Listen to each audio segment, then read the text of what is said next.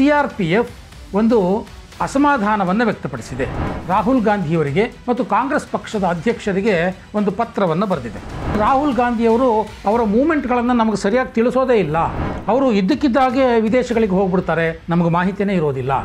ಅದೇ ನಿಮಗೆ ಪ್ರತಿಷ್ಠೆ ಬೇಕು, Z+ ಸೆಕ್ಯೂರಿಟಿ ಬೇಕು, ಆ ಸೆಕ್ಯೂರಿಟಿಗೆ ಬೇಕಾದಂಥ ಮಾರ್ಗಸೂಚಿಗಳನ್ನು ಫಾಲೋ ಮಾಡಲಿಕ್ಕಾಗೋಲ್ಲ ಅಂತಂತಂದರೆ ನೀವು ಯಾವ ಜವಾಬ್ದಾರಿಯುತವಾದ ಭಾರತೀಯ ಹಾಗಾದರೆ? ರಾಹುಲ್ ಗಾಂಧಿಯವರು ಇಂಥ ಮಾಹಿತಿಯನ್ನು ಕೊಡ್ತಾನೇ ಇಲ್ಲ. ಬೇಜವಾಬ್ದಾರಿ ಅಂದರೆ ಏನಿದೆ? ಭಾರತ್ ಜೋಡೋ ಯಾತ್ರೆಯ ಸಂದರ್ಭದಲ್ಲಿ ರಾಹುಲ್ ಗಾಂಧಿಯವರು ಅತಿಯಾದ ಉಲ್ಲಂಘನೆಯನ್ನು ಮಾಡಿದ್ರು. ಅವರೇನು ಇನ್ನೂ ಯುವಕ ಅಲ್ಲ, 50 ದಾಟಿದ ಪ್ರಬುದ್ಧ ರಾಜಕಾರಣಿ. ಇವಾಗ ಒಂದಷ್ಟು ಜವಾಬ್ದಾರಿಗಳು ಅವರಲ್ಲೂ ಇರಬೇಕಲ್ವಾ? ಅಲ್ಲಿ ಹೋದ ನಂತರದಲ್ಲಿ ಯಾರ್ಯಾರನ್ನು ಭೇಟಿ ಮಾಡ್ತಾರೆ ಅನ್ನುವಂಥ ಮಾಹಿತಿಯೇ ಇರೋದಿಲ್ಲ. ಯಾಕೆ ಈ ರಹಸ್ಯ, ಯಾಕೆ ಈ ಗುಟ್ಟು, ಏನನ್ನು ಮುಚ್ಚಿಡ್ತಾ ಇದ್ದೀರಿ ರಾಹುಲ್ ಗಾಂಧಿಯವರ ಹಾಗಾದರೆ? ಸ್ನೇಹಿತರೆ ನಮಸ್ಕಾರ, ಹೊಸದಿಗಂತ ಡಿಜಿಟಲ್ ಚಾನಲ್ಗೆ ಸ್ವಾಗತ.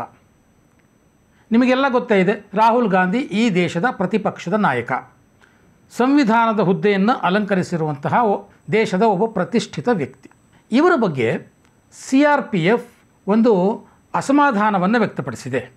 ಈ ಬಗ್ಗೆ ಇಂಡಿಯನ್ ಎಕ್ಸ್‌ಪ್ರೆಸ್ ಒಂದು ವಿಸ್ತೃತವಾದಂಥ ವರದಿಯನ್ನು ಪ್ರಕಟ ಮಾಡಿದೆ. ಏನದು? ನಿಮಗೆಲ್ಲ ಗೊತ್ತಿರೋ ಹಾಗೆ ರಾಹುಲ್ ಗಾಂಧಿಯವರಿಗೆ Z+ ಸೆಕ್ಯೂರಿಟಿಯನ್ನು ಕೊಡಲಾಗಿದೆ. ಆ Z+ ಸೆಕ್ಯೂರಿಟಿಯಲ್ಲೂ ಅಡ್ವಾನ್ಸ್ಡ್ ಸೆಕ್ಯೂರಿಟಿ ಅನ್ನುವಂಥದ್ದು ಇನ್ನೊಂದು ಕ್ಯಾಟಗರಿ ಇದೆ. ಅಂಥ ಅಡ್ವಾನ್ಸ್ ಸೆಕ್ಯೂರಿಟಿ ಪಡೆದವರ ಕೆಲವು ವ್ಯಕ್ತಿಗಳ ಪಟ್ಟಿಯಲ್ಲಿ ರಾಹುಲ್ ಗಾಂಧಿಯವರ ಹೆಸರು ಕೂಡ ಇದೆ. ಹೀಗೆ Z+ ಸೆಕ್ಯೂರಿಟಿಯನ್ನು ಕೊಡ್ತಿರುವಂತಹ CRPF ರಾಹುಲ್ ಗಾಂಧಿಯವರಿಗೆ ಮತ್ತು ಕಾಂಗ್ರೆಸ್ ಪಕ್ಷದ ಅಧ್ಯಕ್ಷರಿಗೆ ಒಂದು ಪತ್ರವನ್ನು ಬರೆದಿದೆ. ಏನು? ರಾಹುಲ್ ಗಾಂಧಿಯವರಿಗೆ ನಾವು ರಕ್ಷಣೆಯನ್ನೇನು ಕೊಡ್ತಾ ಇದ್ದೇವೆ, ಆದರೆ ರಾಹುಲ್ ಗಾಂಧಿಯವರು ಅವರ ಮೂಮೆಂಟ್ಗಳನ್ನು ನಮಗೆ ಸರಿಯಾಗಿ ತಿಳಿಸೋದೇ ಇಲ್ಲ. ಭಾರತದ ಒಳಗೆ ಯಾವ್ಯಾವ ಪ್ರದೇಶಗಳಿಗೆ ಭೇಟಿ ಕೊಡ್ತೀವಿ ಅನ್ನೋದನ್ನು ಮೊದಲೇ ನಮಗೆ ತಿಳಿಸಬೇಕಾಗುತ್ತೆ.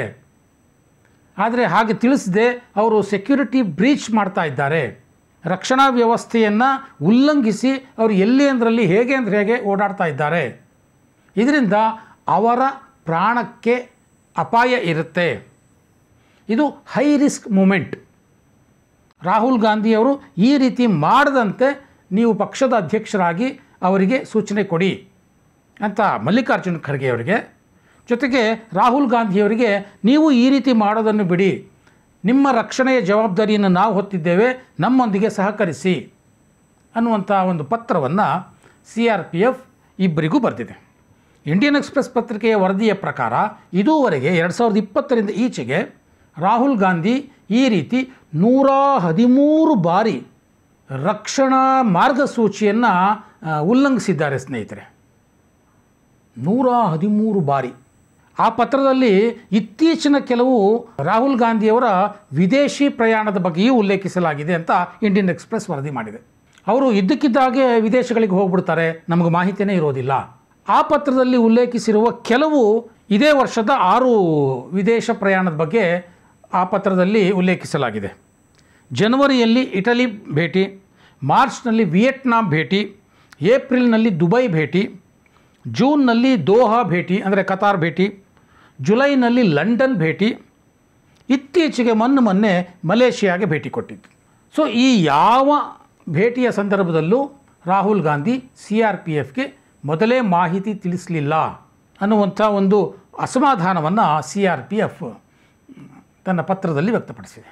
ಅದೇ ನಿಮಗೆ ಪ್ರತಿಷ್ಠೆ ಬೇಕು, Z+ ಸೆಕ್ಯೂರಿಟಿ ಬೇಕು, ಆದರೆ ಆ ಸೆಕ್ಯೂರಿಟಿಗೆ ಬೇಕಾದಂಥ ಮಾರ್ಗಸೂಚಿಗಳನ್ನು ಫಾಲೋ ಮಾಡಲಿಕ್ಕಾಗೋಲ್ಲ ಅಂತಂತಂದರೆ ನೀವು ಯಾವ ಜವಾಬ್ದಾರಿಯುತವಾದ ಭಾರತೀಯ ಹಾಗಾದರೆ? ಅವರು 113 ಬಾರಿ ಉಲ್ಲಂಘನೆ ಅಂತ ಇದೆಯಲ್ಲ, ಅದರಲ್ಲಿ ಏನೇನು ಬರುತ್ತೆ ಅಂತಂದರೆ ನೋಡಿ, ಭಾರತದ ಒಳಗೆ ಅವರ ಟೂರ್ ಟ್ರಿಪ್ ಅಂತ ಇರುತ್ತೆ. ಯಾವುದೇ ನಾಯಕರ ಒಂದು ಟೂರ್ ಟ್ರಿಪ್ ಇರ್ತದೆ.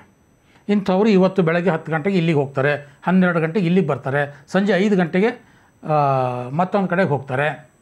ಮತ್ತು ಯಾವುದ್ರ ಮುಖಾಂತರ ಹೋಗ್ತಾರೆ? ಬೈ ರೋಡ್ ಹೋಗ್ತಾರಾ, ಬೈ ಟ್ರೈನ್ ಹೋಗ್ತಾರಾ, ಹೆಲಿಕಾಪ್ಟ್ರಲ್ಲಿ ಹೋಗ್ತಾರಾ, ವಿಮಾನದಲ್ಲಿ ಹೋಗ್ತಾರಾ? ಸೊ ಈ ರೀತಿಯ ಎಲ್ಲ ಮಾಹಿತಿಗಳನ್ನು ನಾಯಕರ ಟೂರ್ ಟ್ರಿಪ್ ಒಳಗೊಂಡಿರುತ್ತೆ.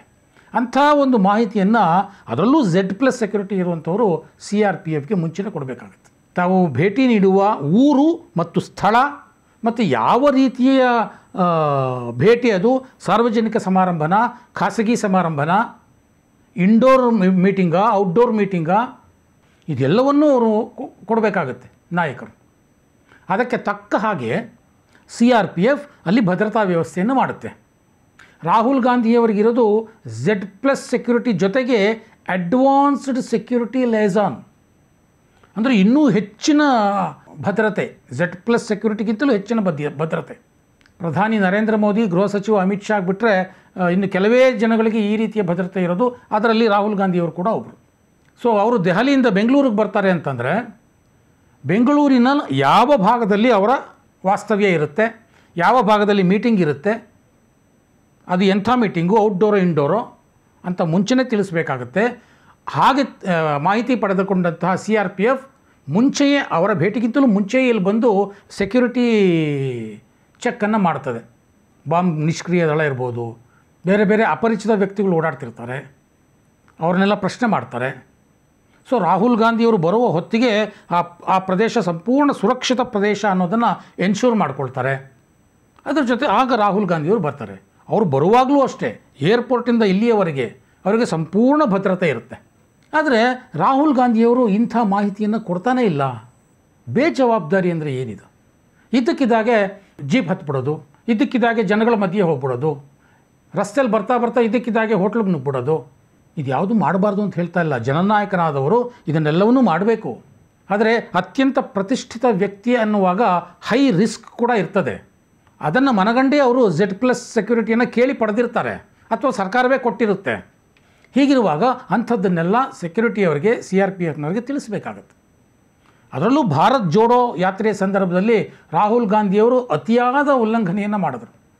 ಎಲ್ಲಿ ಅಂದ್ರಲ್ಲಿ ಓಡಾಡೋದು. CRPF ಸಿಬ್ಬಂದಿಗೆ ಪಾಪ ಸಾಕಾಗೋಯ್ತು. ಊಟ ನೀರು ನಿದ್ದೆ ಇಲ್ದಲೇ ಕಾಯ್ತಿರ್ತಾರೆ ಅವರು ರಾಹುಲ್ ಗಾಂಧಿಯವರನ್ನು. ಅವ್ರ ಕೆಲಸನೇ ಅದು, ಬಿಡಿ, ದಟ್ ಈಸ್ ಡಿಫ್ರೆಂಟ್. ಬಟ್ ಸರಿಯಾದ ಮಾಹಿತಿ ಇಲ್ದಿದ್ದರೆ ಹೇಗೆ?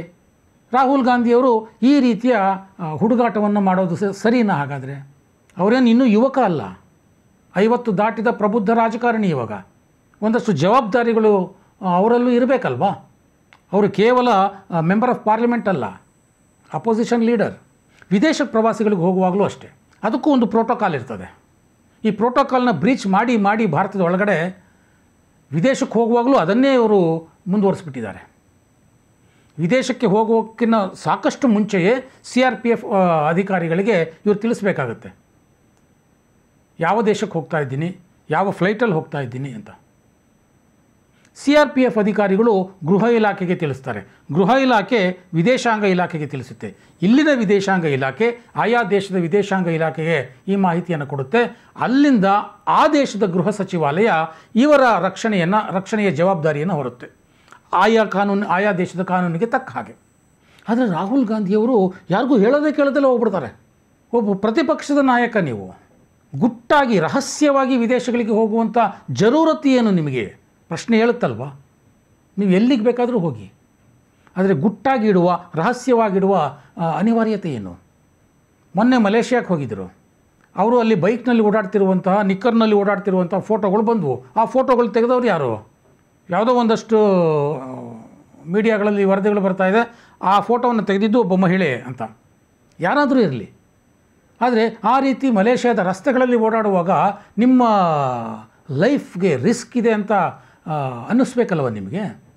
ನಿಮ್ಮ ಲೈಫ್ಗೆ ರಿಸ್ಕ್ ಅಂದರೆ ಅದು ಭಾರತದ ಜವಾಬ್ದಾರಿ, ಅದು ಬರೀ CRPF ಜವಾಬ್ದಾರಿ ಅಲ್ಲ. ನೀವೊಬ್ಬ ಪ್ರತಿಪಕ್ಷದ ನಾಯಕ. ಸೊ ಇಷ್ಟು ಬೇಕಾಬಿಟ್ಟಿಯಾಗಿ ಬೇಜವಾಬ್ದಾರಿಯಾಗಿ ನಡ್ಕೊಂಡ್ರೆ CRPFನವ್ರು ಏನು ಮಾಡಲಿಕ್ಕೆ ಸಾಧ್ಯ? ಇಷ್ಟೇ ಅಲ್ಲ, ಅವರ ಮೇಲೆ ಅನೇಕ ಆರೋಪಗಳಿವೆ. ವಿದೇಶಿ ಪ್ರಯಾಣ ಮಾಡಿದಾಗ, ವಿದೇಶಿ ಭೇಟಿ ಸಂದರ್ಭದಲ್ಲಿ ಅವರು ಯಾರ್ಯಾರನ್ನು ಭೇಟಿ ಮಾಡಿದ್ರು, ಒಂದು ಲಘುವಾಗಿ ಹೇಳೋದಾದರೆ ಜಾಕಿರ್ ನಾಯಕರನ್ನೇನಾದ್ರು ಭೇಟಿ ಮಾಡಿಬಿಟ್ರೆ ಮಲೇಷ್ಯಾದಲ್ಲಿ ಅನ್ನೋವಂಥ ವರದಿಗಳು ಬಂದಿದ್ವು. ಅವೆಲ್ಲ ನಾನೇನು ಅದನ್ನು ಗಂಭೀರವಾಗಿ ತೊಗೊಂಡಿಲ್ಲ ಬಿಡಿ. ಆದರೆ ಈ ಹಿಂದಿನ ಅನೇಕ ಭೇಟಿಗಳಲ್ಲಿ, ಕಳೆದ ವರ್ಷ ಅವರು ಲಂಡನ್ಗೆ ಭೇಟಿ ಕೊಟ್ಟಾಗ ಬಾಂಗ್ಲಾದೇಶದ ಮಾಜಿ ಪ್ರಧಾನಿ ಖಲೀದಾ ಜಿಯಾ ಅವರ ಪುತ್ರನನ್ನು ಭೇಟಿಯಾಗಿದ್ದರು. ಆಗಿನ್ನೂ ಬಾಂಗ್ಲಾದೇಶದಲ್ಲಿ ಆ ಜನಕ್ರಾಂತಿ ಆಗಿರಲಿಲ್ಲ. ಶೇಖ್ ಹಸೀನಾರನ್ನು ಅಟ್ಟಾಡಿಸಿಕೊಂಡು ಹೋಗಿರಲಿಲ್ಲ ಆಗಿನ್ನೂ ಅಲ್ಲಿನ ಜನ. ಅಂದರೆ ಇಂಥದ್ದೊಂದು ಆಗುತ್ತೆ ಅಂತ 1 ತಿಂಗಳ ಮೊದಲೇ ರಾಹುಲ್ ಗಾಂಧಿಯವರಿಗೆ ಗೊತ್ತಿತ್ತು. ಹಾಗಾದರೆ ಅಂಥ ರಹಸ್ಯ ಭೇಟಿಯನ್ನು ಅವರು ಮಾಡಿದ್ದು ಯಾಕೆ? ಬಾಂಗ್ಲಾದೇಶದ ಜರ್ನಲಿಸ್ಟ್ ಸಲಾಹುದ್ದೀನ್ ಇದನ್ನು ಬಹಿರಂಗಪಡಿಸಿದರು. ಅಮೆರಿಕಾಗೆ ಹೋದಾಗ ಇಲಾನ್ ಓಮರ್, ಆಕೆ ಭಾರತ ಮತ್ತು ಹಿಂದೂ ಅಂದರೆ ಕಂಡ್ರಾಗೋದಿಲ್ಲ, ದ್ವೇಷವನ್ನು ಕಾರ್ತಿರ್ತಾಳೆ. ಡೀಪ್ ಸ್ಟೇಟ್ ನೆಟ್ವರ್ಕ್ನ ಒಂದು ಪ್ರಮುಖ ಭಾಗ ಆಕೆ. ಆಕೆಯನ್ನು ಭೇಟಿ ಮಾಡ್ತಾರೆ, ಅಲ್ಲಿನ ಪಾಕ್ ಲಾಬಿಯ ಪ್ರಮುಖರನ್ನು ಭೇಟಿ ಮಾಡ್ತಾರೆ, ಪಾಕಿಸ್ತಾನದ ಜರ್ನಲಿಸ್ಟನ್ನು ಭೇಟಿ ಮಾಡ್ತಾರೆ. ಇದು ಯಾವುದು CRPFಗೆ ಗೊತ್ತೇ ಆಗೋದಿಲ್ಲ. ಅಲ್ಲೂ ಕೂಡ ಇವರು ಅಲ್ಲಿ ಹೋದ ನಂತರದಲ್ಲಿ ಯಾರ್ಯಾರನ್ನು ಭೇಟಿ ಮಾಡ್ತಾರೆ ಅನ್ನುವಂಥ ಮಾಹಿತಿಯೇ ಇರೋದಿಲ್ಲ. ಎಲ್ಲವೂ ಗುಟ್ಟಾಗಿ ರಹಸ್ಯವಾಗಿ. ಯಾಕೆ ಈ ರಹಸ್ಯ, ಯಾಕೆ ಈ ಗುಟ್ಟು, ಏನನ್ನು ಮುಚ್ಚಿಡ್ತಾ ಇದ್ದೀರಿ ರಾಹುಲ್ ಗಾಂಧಿಯವರು ಹಾಗಾದರೆ? ಸೊ ಇದೆಲ್ಲ ವಿಚಾರವನ್ನು ಗಮನದಲ್ಲಿಟ್ಕೊಂಡು CRPF ಕೊನೆಗೂ ತಡ್ಕೊಳ್ಳೋಕ್ಕಾಗಲಿಲ್ಲ, ಪತ್ರ ಬರೀತು. ಸೊ Z+ ಸೆಕ್ಯೂರಿಟಿ ಅಂದರೆ ಏನು ಆಗೋದು? ಯಾವ್ಯಾವ ರೀತಿಯ ಸೆಕ್ಯೂರಿಟಿಗಳಿದೆ ಅಂತಂದರೆ, ನಿಮಗೆ X security, Y security, Y+ security, Z security, Z+ security, ultimate ಆಗಿ ಟಾಪಲ್ಲಿರುವಂಥದ್ದು Z+ ASL ಅಂತ. ಆ ಸೆಕ್ಯೂರಿಟಿಯನ್ನು ರಾಹುಲ್ ಗಾಂಧಿಯವರಿಗೆ ಕೊಟ್ಟಿದ್ದಾರೆ. ಈ ಸೆಕ್ಯೂರಿಟಿಯ ಪ್ರಕಾರ ಈ ಒಂದು SOP ಏನು ಹೇಳುತ್ತೆ ಅಂತಂದರೆ, 10ಕ್ಕೂ ಹೆಚ್ಚು ಜನ NSG ಕಮಾಂಡೋಸ್ ಇರ್ತಾರೆ ಇವ್ರ ಜೊತೆ, ಇವರ ಸುತ್ತ. ಜೊತೆಗೆ 55 ಜನ ಒಟ್ಟಾರೆ ರಕ್ಷಣಾ ಸಿಬ್ಬಂದಿ, ಭದ್ರತಾ ಸಿಬ್ಬಂದಿ ಇವ್ರ ಸುತ್ತ ಇರಬೇಕು. ಅಂಥ ಒಂದು ದೊಡ್ಡ ಭದ್ರತಾ ವ್ಯವಸ್ಥೆ ಇವ್ರ ಸುತ್ತ ಇರುತ್ತೆ. ಅದಕ್ಕೆ ಖರ್ಚಾಗೋದು ಎಷ್ಟು ಗೊತ್ತಾ? ತಿಂಗಳಿಗೆ 33 ಲಕ್ಷ ರೂಪಾಯಿ ಒಬ್ಬರಿಗೆ. ಇನ್ನು ವರ್ಷಾನುಗಟ್ಟಲೆಯಿಂದ ಅದನ್ನು ಕೊಟ್ಕೊಂಡೇ ಬರಬೇಕು. ಸೊ ಹೀಗಿರುವಾಗ ಇಂಥ ಒಂದು ರಕ್ಷಣಾ ವ್ಯವಸ್ಥೆಯನ್ನು ದಾಟಿ ಇವರು ವಿದೇಶಗಳಿಗೆ ಹಾರೋಗೋದು, ಯಾವುದೇ ಒಂದು ಇನ್ಫಾರ್ಮೇಷನ್ ಇಲ್ದಲೆ. ಈವನ್ ವಿದೇಶಗಳಿಗೆ ಹೋಗುವಾಗಲೂ ಸಹ ಇಲ್ಲಿನ ಭದ್ರತಾ ಸಿಬ್ಬಂದಿಯನ್ನು ಕರೆದುಕೊಂಡು ಹೋಗುವಂಥ ಅವಕಾಶ ರಾಹುಲ್ ಗಾಂಧಿಯವರಿಗಿದೆ. ಅದನ್ನೂ ಮಾಡೋದಿಲ್ಲ, ಅವರು ಒಬ್ಬರೇ ಹೊರಟು ಬಿಡ್ತಾರೆ. ವಿಘ್ನೇಶ್ ಶಿಶಿರ್ ತಮ್ಮ ಸಂದರ್ಶನದಲ್ಲಿ ಹೇಳ್ತಾ ಇದ್ದರು, ಅವರು ಯಾವಾಗ ಯಾವ್ಯಾವ ಪಾಸ್ಪೋರ್ಟ್ ಇಟ್ಕೊಂಡು, ಯಾವ್ಯಾವ ವೀಸಾ ಇಟ್ಕೊಂಡು ಯಾವ್ಯಾವ ದೇಶಗಳಿಗೆ ಹೋಗ್ತಾರೆ ಅನ್ನುವಂಥ ಮಾಹಿತಿ ನನ್ನಲ್ಲಿದೆ ಅಂತ ದಿಢೀರಂತ ಹೊರಟು ಬಿಡೋದು. ಇದನ್ನು ರಾಹುಲ್ ಗಾಂಧಿಯವರ ವಿದೇಶ ರಹಸ್ಯ ಅಂತಿರೋ, ವಿದೇಶ ಪ್ರೇಮ ಅಂತಿರೋ ಗೊತ್ತಿಲ್ಲ.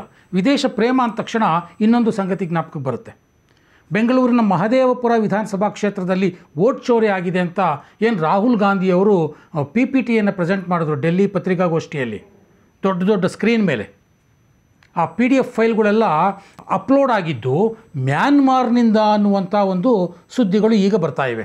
ಸೊ ಮ್ಯಾನ್ಮಾರಿನ ಕಂಪ್ಯೂಟರ್ನಿಂದ ಈ ಎಲ್ಲ PDF ಫೈಲ್ಗಳು ಅಪ್ಲೋಡ್ ಆಗಿದ್ವು. ಸೊ ಆ PDF ಫೈಲ್ನ ಮೆಟಾ ಡಾಟಾವನ್ನು ಬ್ರೇಕ್ ಮಾಡಿದಂತಹ ಕೆಲವು ತಂತ್ರಜ್ಞರು ಈ ವಿಚಾರವನ್ನು ಈಗ ಬಹಿರಂಗಪಡಿಸ್ತಾ ಇದ್ದಾರೆ. ಅಂದರೆ ಮ್ಯಾನ್ಮಾರ್ನಿಂದ ಈ PDF ಫೈಲ್ಗಳನ್ನು ಅಪ್ಲೋಡ್ ಮಾಡುವಂತಹ ದರ್ದು ಏನಿತ್ತು ರಾಹುಲ್ ಗಾಂಧಿಯವರಿಗೆ? ಬೆಂಗಳೂರಿನ ಬಗ್ಗೆ ಇರುವಂತಹ ಒಂದಷ್ಟು ಮಾಹಿತಿಯನ್ನು, ಬೆಂಗಳೂರು ಮೊದಲೇ ಸಿಲಿಕಾನ್ ಸಿಟಿ ಆಫ್ ಇಂಡಿಯಾ, ಇಲ್ಲೇ ತಯಾರಿಸ್ಬೋದಾಗಿತ್ತಲ್ಲ, ಅಥವಾ ಭಾರತದ ಯಾವುದೇ ನಗರದಲ್ಲಿ ಅದನ್ನು ಅಪ್ಲೋಡ್ ಮಾಡ್ಬೋದಾಗಿತ್ತು. ಮ್ಯಾನ್ಮಾರ್ನಿಂದ ಮಾಡುವಂಥದ್ದೇನಿತ್ತು? ರಾಹುಲ್ ಗಾಂಧಿಯವರ ವಿದೇಶ ಪ್ರೇಮ ಯಾವ ಮಟ್ಟಕ್ಕೆ ಹೋಗಿದೆ ಅನ್ನೋದು ಇದರಿಂದ ತಿಳಿಯುತ್ತೆ. ಸೊ ಸಹಜವಾಗಿ ದೇಶದ ಜನರ ಮನಸ್ಸಲ್ಲಿ ಪ್ರಶ್ನೆ ಉಳಿದೇ ಇರುತ್ತಾ ಸ್ನೇಹಿತರೆ. ಸೊ ರಾಹುಲ್ ಗಾಂಧಿಯವರು ಒಂದಷ್ಟು ಪ್ರಬುದ್ಧರಾಗಬೇಕು. ಅವರ ರಕ್ಷಣೆಯ ಜವಾಬ್ದಾರಿ ಮೂಲಭೂತವಾಗಿ ಅವರದ್ದಾಗಿರುತ್ತೆ. ಆಮೇಲೆ CRPF. ಒಂದು ವೇಳೆ ಏನಾದರೂ ಹೆಚ್ಚು ಕಡಿಮೆ ಆದರೆ ಇಡೀ ಭಾರತ ತಲೆ ತಗ್ಗಿಸ್ಬೇಕಲ್ವ ಅವಾಗ. ಸೊ ಇಂಥ ಯಾವ ಜವಾಬ್ದಾರಿಯೇ ಇಲ್ಲದ ಒಬ್ಬ ರಾಜಕಾರಣಿ ಅಂತ ರಾಹುಲ್ ಗಾಂಧಿಯವರು ಅನ್ನಿಸ್ಕೊಳ್ತಾ ಇದ್ದಾರೆ.